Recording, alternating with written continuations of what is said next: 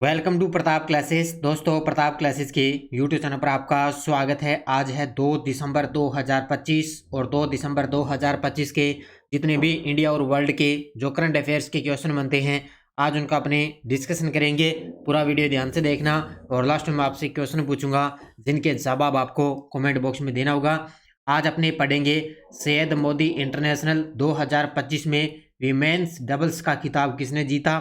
विराट कोहली ने सर्वाधिक वनडे शतकों का नया रिकॉर्ड बनाया और थल सेना के 2047 तक के 3 चरणीय रोड मैप का अनावरण किया है। इनकी आज हम चर्चा करेंगे पूरे लेटेस्ट न्यूज़ के साथ में। डेली आपको सुबह ये 8 बजे ये करंट अफेयर्स की क्लास आपको मिलती है। और जो भी साथी bank, UPSC, SSGD, RS, railway, Delhi police, ऐसा एग्जाम, फर्स्ट ग्रेड, यूआरओ, कोई भी एग्जाम हो, सभी के लिए ये डेली आपको करंट अफेयर्स की क्लास पूरे अच्छे लेटेस्ट न्यूज़ के साथ में ये अपडेट आपको मिलती रहेगी। सभी साथी करेंगे एक बार सेशन को लाइक शेयर। सभी साथियों को प्यार भरा नमस्कार, गुड मॉर्निंग। तो सबसे पहले हम करेंगे कल के क्वेश्चनों का रिवाइज। कल हमने पढ़ा प्रधानमंत्री मोदी 28 नवंबर 2025 को दक्षिणी गोवा में भगवान श्री राम की 77 फीट ऊंची कांस्य प्रतिमा का अनावरण किया। 56वें अंतर्राष्ट्रीय भारतीय फिल्म महोत्सव में भारतीय फीचर फिल्म के लिए सर्वश्रेष्ठ डेब्यू निर्देशक का पुरस्कार किसको मिला? करण सिंह त्यागी को। ये बढ़िया तरीके से पढ़ लेना। इंडियन ऑफ द ईयर 2025 के आउटस्टैंडिंग अचीवमेंट श्रेणी में किसे सम्मानित किया गया? आईसीसी के अध्यक्ष एस जयशा को। श्रीलंका में चक्रवात दितवाय से हुए विनाश के बाद भारत ने कौन सा ऑपरेशन शुरू किया? ऑपरेशन सागर बंधु। डॉक्टर जितेंद्र सिंह ने पहला स्वदेशी पायलट प्रशिक्षण विमान हंसा 3NG किस शहर में लॉन्च किया? बेंगलुरु में। 1 दिसंबर 2025 को नई दिल्ली में फूड फेस्टिवल 2025 का उद्घाटन किसने किया? शिवराज सिंह चौहान ने। एआई टूल ऑन्कोमार्क किस बीमारी को डिकोड करने के लिए विकसित किया गया? कैंसर के लिए। भारत ने अफगानिस्तान के हेल्थ केयर को सपोर्ट करने के लिए कितने टन दवाइयां और वैक्सीन भेजी? तो ये भेजी है 73 टन। तो ये थे कल के क्वेश्चनों का रिवाइज हमने कर लिया है। इसका टेस्ट आपको मिल गया। 1 दिसंबर का टेस्ट भी आपको ऐप के अंदर मिल चुका है और 1 दिसंबर की पीडीएफ भी आपको ऐप के अंदर मिल चुकी है। और नवंबर महीने का मंथली टेस्ट मिल गया भी ऐप के अंदर। आज आपको क्लास मिल जाएगी शाम को 4 बजे नवंबर महीने की, और टेस्ट है वो कल आपको नवंबर महीने का 2 पार्ट के अंदर इस टेस्ट सीरीज के अंदर अपलोड हो चुका है। तो ये जरूर आप इसको ज्वाइन करें। राष्ट्रीय अंतर्राष्ट्रीय करंट अफेयर्स प्रताप क्लासेस का एप्लीकेशन डाउनलोड करके, और साथ में आपको 2025 का पूर्ण जो है 1 साल का उपलब्ध रहेगा और 2026 का पूरा आपको मिलेगा। नवंबर महीने का 2 पार्टों में टेस्ट अपलोड हो गया और नवंबर महीने की क्लास आज आपको यूट्यूब पर मिल जाएगी टॉप 100 क्वेश्चनों की, जहां आप अच्छे तरीके से रिवीजन कर सकते हो। करते हैं स्टार्ट आज की क्लास। जितने भी विद्यार्थी लाइव जुड़ चुके हैं एक बार करेंगे सेशन को लाइक शेयर। पहला प्रश्न आपके सामने, Syed Modi international 2025 badminton tournament में विमेन्स डबल्स का खिताब किस जोड़ी ने जीता है? ये गजब का प्रश्न है। ये देखो आपके सामने, विमेन्स का मतलब होता है महिला। महिला डबल्स का खिताब किसने जीता है? तो ये है Syed Modi international 2025 badminton tournament है जिसके अंदर महिला डबल्स का खिताब किसने जीता है? तो ये जीता है त्रिशा जोली ने और एक है गायत्री गोपीचंद। इन दोनों महिलाओं ने इसके अंदर डबल्स का खिताब जीत लिया है। ये देखो आपके सामने तस्वीर में त्रिशा जोली और गायत्री गोपीचंद। देखो अब ये अच्छे तरीके से पढ़ लेना। सैयद मोदी इंटरनेशनल 2025 त्रिशा जोली और गायत्री गोपीचंद ने सैयद मोदी इंटरनेशनल 2025 का विमेन्स डबल्स का खिताब जीता है। भारतीय जोड़ी ने फाइनल में जापान की काओ ओसावा और माई तानाबो को हराया है। अब फाइनल के अंदर इनको हराया है जापान के दोनों खिलाड़ी काओ ओसावा और माई तानाबो। भारतीय जोड़ी ने टाइटल डिफेंड किया, यानी लगातार दूसरी बार ये खिताब जीता है। भारतीय जोड़ी की वर्ल्ड रैंकिंग देखें तो 14वीं नंबर है, यानी कि 14 नंबर की रैंकिंग है। टूर्नामेंट हुआ कहाँ पे? बाबू बनारसी दास इंडोर स्टेडियम लखनऊ के अंदर इसका आयोजन हुआ था। तो सैयद मोदी इंटरनेशनल 2025 लखनऊ में हुआ। ये तो बात आ गई किसमें? महिला डबल्स की खिताब। अब बात करें पुरुष सिंगल्स के अंदर किसने जीता?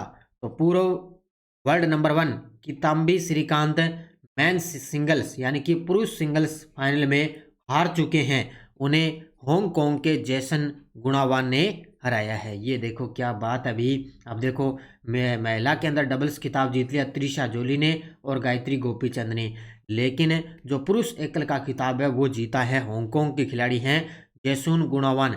इन्होंने अपने भारतीय खिलाड़ी किताबी श्रीकांत मेंस को पुरुष सिंगल्स के अंदर फाइनल में हार चुके हैं। तो ये भी याद रखना अच्छे तरीके से। और इसका जो फाइनल है वो कहाँ पे हुआ, लखनऊ के अंदर। 30 नवंबर 2025 को रांची के दक्षिण अफ्रीका के खिलाफ भारत के पहले एक दिवसीय मैच में पुरुषों के एक दिवसीय क्रिकेट में सर्वाधिक शतक बनाने वाला खिलाड़ी कौन है। ये प्रश्न छपेगा, पक्का ही छपेगा, और डिटेल में आपको बढ़िया तरीके से करवाऊंगा, अच्छे तरीके से पढ़ लेना। ये देखो आपके सामने इस खिलाड़ी को तो आप जानते हो, इनका नाम है विराट कोहली। अभी कल संडे के दिन ही दक्षिण अफ्रीका का मैच चल रहा था रांची के अंदर, तो उन्होंने दक्षिण अफ्रीका के खिलाफ शतक लगाया था विराट कोहली ने। तो इसी के साथ इन्होंने सचिन तेंदुलकर को पीछे छोड़ दिया है। अब देखो इनके बारे में डिटेल। विराट कोहली ने सर्वाधिक वनडे शतकों का नया रिकॉर्ड बना दिया है। 30 नवंबर 2025 को, स्थान है रांची, भारत के अंदर। इन्होंने अपना 52वां एक दिवसीय शतक बनाया और सचिन तेंदुलकर के 49 शतकों को रिकॉर्ड है तोड़ दिया है। तो उन्होंने 52वां एक दिवसीय शतक लगा दिया है और सचिन तेंदुलकर के 49 शतकों का रिकॉर्ड है इन्होंने तोड़ दिया है। तो विराट कोहली ने सर्वाधिक वनडे शतकों का नया रिकॉर्ड बना दिया।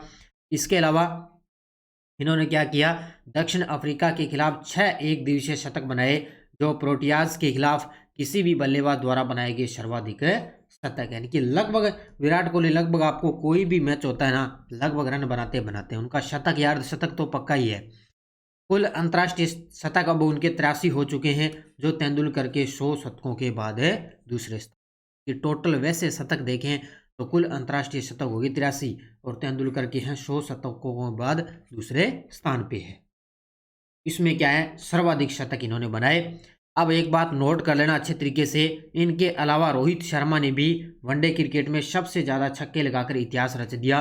उन्होंने शाहिद अफरीदी के 351 छक्कों के रिकॉर्ड को पीछे छोड़कर 352 वनडे छक्के पूरे कर लिए। अब इनके साथ में कौन थे, अब इन्हीं के साथ में थे रांची के अंदर कौन है, रोहित शर्मा। तो रोहित शर्मा ने भी सबसे ज़्यादा छक्के लगाने वाले बल्लेबाज बन चुके हैं और ये प्रश्न आ भी चुका है कि सबसे ज़्यादा छक्के लगाने वाले बल्लेबाज कौन है, रोहित शर्मा। तो हिटमैन के इनको नाम से इनको जानते हैं। इन्होंने शाहिद अफरीदी को पीछे छोड़ दिया। अब इन्होंने टोटल 352 वनडे छक्के पूरे कर दिए हैं। अब ये डिटेल मैंने बता दी है दोनों की।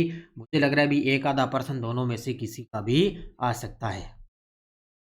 World champion footballer Lionel Messi की कप्तानी में कौन सा अमेरिकी क्लब ईस्टर्न कॉन्फ्रेंस फाइनल में इतिहास रचने में सफल रहा है। वर्ल्ड चैंपियन फुटबॉलर है लियोनेल मेसी, इनकी कप्तानी में कौन सा अमेरिकी क्लब है जिसने ईस्टर्न कॉन्फ्रेंस फाइनल में इतिहास रचा है, उसका नाम है इंटर मियामी। कौन सी है, ये लियोनेल मेसी की कप्तानी के अंदर है, टीम है, अमेरिकी क्लब है कौन सा, इंटर मियामी। इन्होंने ईस्टर्न कॉन्फ्रेंस फाइनल में इतिहास रचा है। तो इसका उत्तर होगा option number B.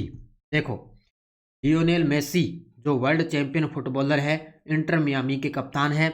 Inter Miami के न्यूयॉर्क सिटी एएफसी को 5-1 से हराया है। जो इंटर मियामी है इन्होंने न्यूयॉर्क सिटी एएफसी को 5-1 से हराया।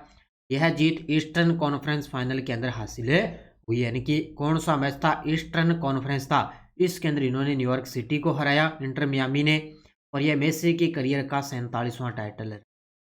पहली बार इन्होंने मेसी के करियर का 47वां टाइटल है और इंटर मियामी ने पहली बार ये जीता है। भारतीय थल सेना के 2047 तक के 3 चरणीय रोड मैप का अनावरण किसने किया है। भारतीय थल सेना के 2047 तक के 3 चरणीय रोड मैप का अनावरण किसने किया है। आपको पता है अपने जो चीफ ऑफ आर्मी जो स्टाफ हैं, यानी कि थल सेना चीफ ऑफ आर्मी स्टाफ 2047, इन्होंने 3 चरणीय रोड मैप का अनावरण किया है। इसका उत्तर होगा option number C, chief of staff army staff. तो वर्तमान में अपने थल सेना अध्यक्ष है वो है उपेंद्र द्विवेदी। कौन है, उपेंद्र द्विवेदी। तो इनके द्वारा 2047 तक के 3 चरणीय रोड मैप का अनावरण किया है। अब वो 3 चरण कौन कौन से हैं देखो। तो 3 चरण में से पहला चरण है 2032 तक परिवर्तन का दशक। इसमें क्या होगा, क्षमताओं में तेज वृद्धि, बल संरचना का आधुनिकीकरण और परिचालन तत्परता में सुधार करना। लक्ष्य है आधुनिक और चुस्त सेना तैयार करना। परिचालन तत्परता में सुधार करना और इनका लक्ष्य भी आधुनिक और चुस्त सेना तैयार करना। ये इसका पहला चरण है 2032 तक। इसके अलावा दूसरा चरण 2032 से 37 तक है समेकन।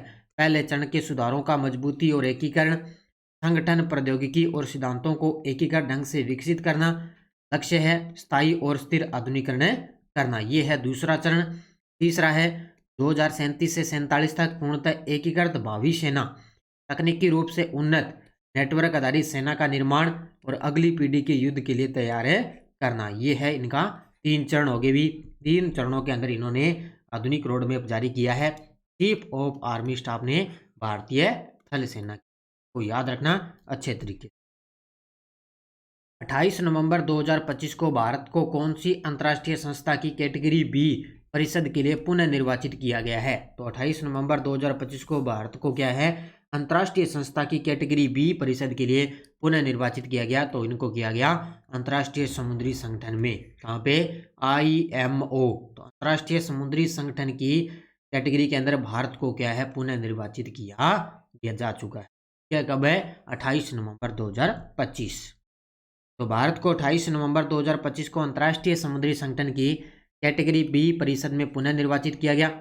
भारत ने 169 वैध मतों में से 154 वोट प्राप्त किए, जो इस श्रेणी के अंदर सबसे अधिक है। भारत का लगातार दूसरा कार्यकाल रहेगा, जिसमें उन्होंने कैटेगरी बी के अंदर टॉप वोट प्राप्तकर्ता का स्थान हासिल है। यह है दूसरा कार्यकाल रहेगा इनका।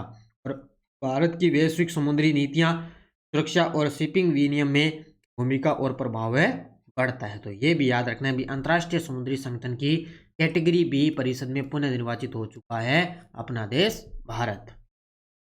किस देश को 2025 से 29 के कार्यकाल के लिए यूनेस्को के कार्यकारी बोर्ड में पुनः निर्वाचित किया गया? ये एक ही बात है, पीछे वाले में भी भारत को चुना गया और यहाँ पर भी किसको चुना गया? भारत को चुना गया। 2025 से लेकर 29 के कार्यकाल के लिए यूनेस्को के कार्यकारी बोर्ड में पुनः निर्वाचित किया गया अपने देश भारत को। तो सम्मिलित निकाय यूनेस्को में भारत का स्थायी प्रतिनिधिमंडल आयोजन का उद्देश्य शिक्षा, संस्कृति, विज्ञान और संचार पर वैश्विक नीति निर्माण में भारत के प्रभाव को मजबूत करना है। कार्यक्रम प्रमुख यूनेस्को में भारत का स्थायी प्रतिनिधिमंडल चुना जाना, ये टारगेट है। अवधि 2025 से 29, स्थान यूनेस्को पेरिस के अंदर। ये याद रखना है, यानी कि भारत है वो यूनेस्को का कार्यकारी बोर्ड के अंदर पुनः निर्वाचित किया जा चुका है। अगला क्वेश्चन है, वर्ष 2025 में विश्व एड्स दिवस की थीम क्या है? तो आपको पता है 1 दिसंबर को अपने बनाते हैं विश्व एड्स दिवस और साथ में बनाते हैं 1 दिसंबर को BSF का स्थापना दिवस। ये 2 चीज़ें याद रखना। तो वर्ष 2025 में विश्व एड्स दिवस की थीम रही थी ऑप्शन नंबर डी, ओवरकमिंग। क्या है? ओवरकमिंग डिसरप्शन और ट्रांसफार्मिंग द एड्स रिस्पॉन्स। ये इसकी थीम रही है। उत्तर होगा ऑप्शन नंबर डी। तो बता देता हूँ दोबारा, overcoming disruption transforming the AIDS response, ये इसकी थीम रही है विश्व एड्स दिवस 2025 की। अब देखो इनके बारे में, क्योंकि थीम लगभग एग्जाम के अंदर आती है। तो विश्व एड्स दिवस हर वर्ष 1 दिसंबर को बनाते हैं।